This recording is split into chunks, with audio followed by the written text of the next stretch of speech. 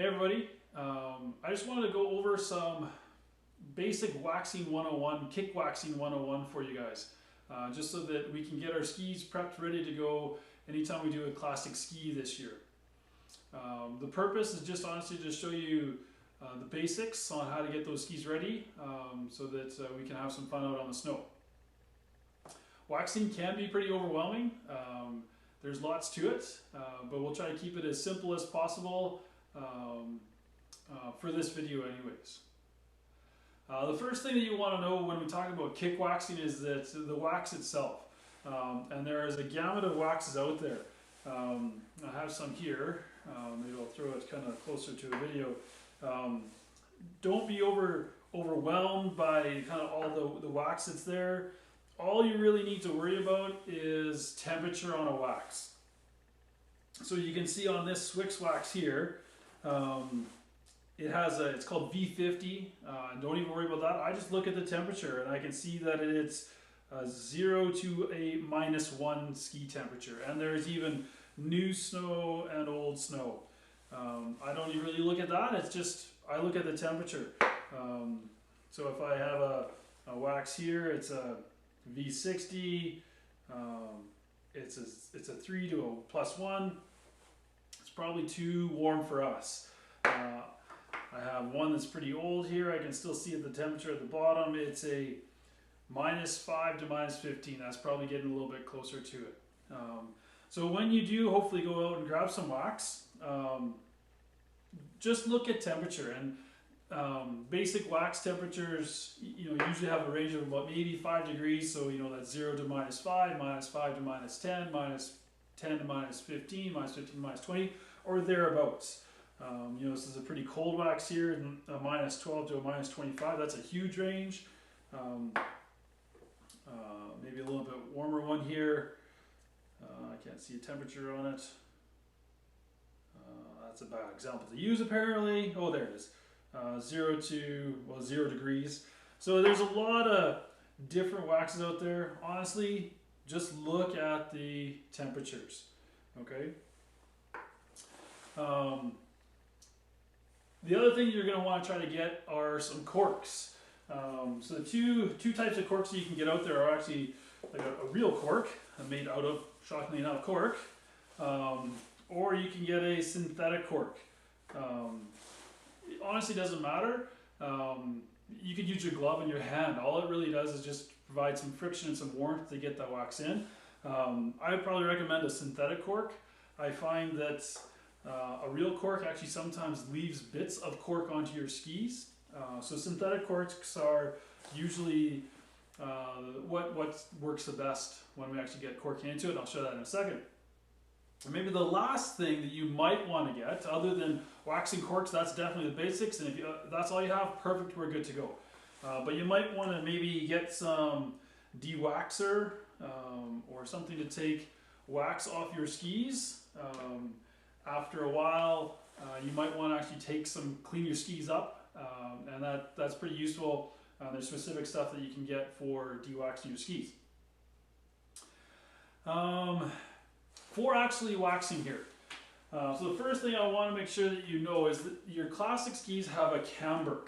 So a camber is kind of that arc in the middle of your ski where we're going to put wax down, kick wax. So if I laid this ski on a flat surface, you're going to see a little bit of an arc here where that part of the ski actually isn't going to touch the surface, but the tip and the tail will. And that's what we're going to glide on. When we wax our skis, we just want to, or kick wax our skis, we just want to kick wax our camber zone. Now hopefully you've got your camber zone marked. If you've bought skis at a store, that hopefully they'll mark it for you. If not, we can always talk about it. General camber kick zones, if you go from your heel plate, you don't really want to wax anything past your heel, and it can go, depending on what type of ski you have and how heavy you are and all that, it's going to go above your toe a little bit. So on my ski here, that is my camber zone. That's where I kick wax, that's where I glide wax, or kick wax my ski, grip wax it. I don't go any further up here, that's where I glide wax my ski. Okay. I also have that marked on my ski on the side here so that I know where that kick zone is and will always stay there. Right? So that's something that you might want to investigate into is your camber zone. But again, waxing 101, real basic here.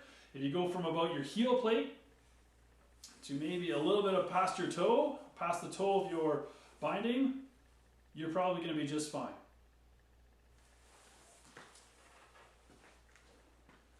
So with actually waxing, once we figure out the temperature, and I will send out usually a, hey, put blue on, or, you know, here's the temperature today, because along with temperature, they usually go on color as well. So a warmer wax is going to be like a redder or a purple.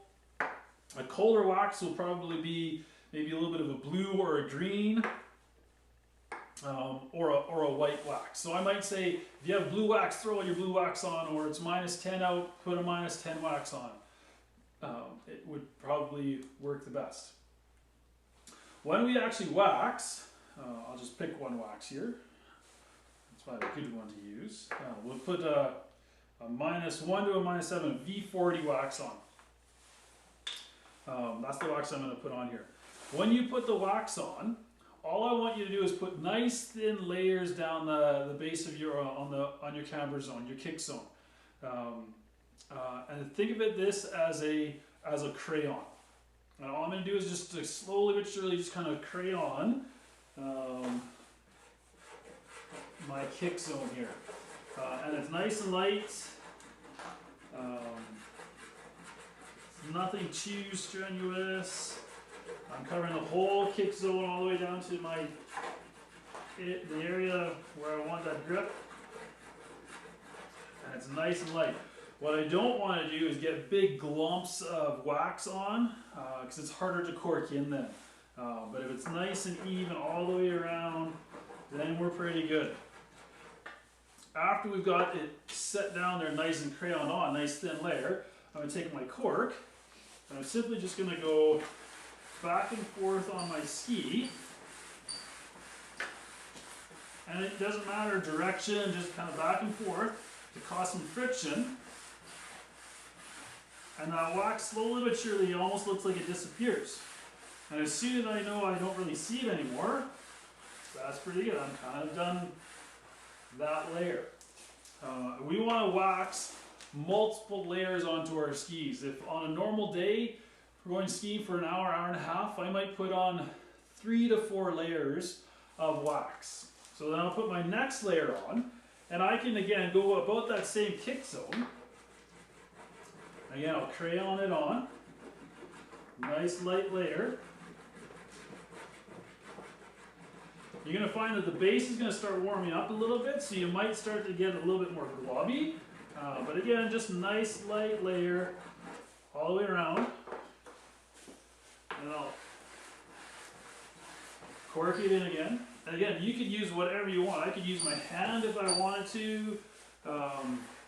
Whatever surface, just kind of heats up that base a little bit to get that wax into the pores of the ski, really is what we want.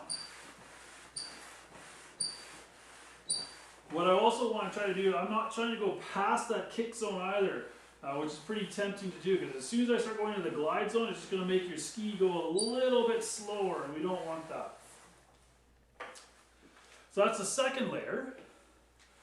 I can put on a third layer, but I might go, instead of having a really big kick zone here, this is where my camber zone is, I'm going to start going a little bit smaller. So I'm just going to go over top of where my foot is or where my toe is, because that's where the most pressure is going to be. That's where I'm going to get the biggest kick. So I can start to shorten how much wax I'm putting on, and just focusing in on that one area where I can put lots of weight down, right on top of my toe.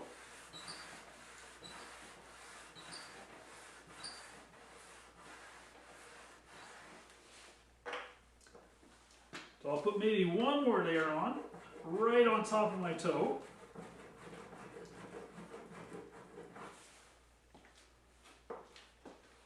So that is 4 layers of wax. It's taking me about 2 minutes to do. then this ski would be ready to go. Before I actually want to jump on that ski, because this is kind of warm, because I've created some friction there, I'm going to go and I want it to cool off a little bit. So I might just go out and take the ski that I've just waxed and just put it on the snow. And because that camber is here, the wax actually doesn't touch the snow and it just cools off so that it doesn't glob up. If I put the ski on right after I waxed it, it'll probably ice up pretty badly, and then you're not going to get much grip, and it's going to be a frustrating day of skiing. So you can wax on a bench if you have, but you don't need a bench either. So I can simply wax this ski by having it stand up. Again, thin layers. Take my cork. I usually then put it either on the snow or on my foot, so I don't have it scraping on cement or anything like that. And I just cork it back and forth. It does the exact same thing. You definitely do not need a table to kick wax your skis at all. I just had it because I had it open. And then the same thing with this one. I'll put 3 or 4 layers on, and then I'll let it cool, and then I'm ready to go. So when we're waxing this year, it's going to be important to have our skis waxed, ready to go at the start time of lessons. So I'll send a note out saying, hey, this is what time we're waxing, and then if you want to come early and wax right at the wax room, but we won't use the wax room, you can wax outside. Or if you just want to wax your skis at home and then bring them, that's all fine too. Again, it's just kind of basic stuff. Get a good temperature wax out there, throw it on, we should be good to go. If you have any questions, by all means, send me a note, figure it out, ask lots of questions, right? That's the best way we can learn. I might do another video about how to glide wax your skis, but let's keep it simple for now and just basic kick wax. All right, so really it's the camber, so we want to make sure we know what our camber zone is. So your heel to probably a little bit past your toe. Crayon, nice thin layers. Cork it in, and we're going to put multiple layers on. 3 or 4 layers for an hour, hour and a half ski. I think that's about it.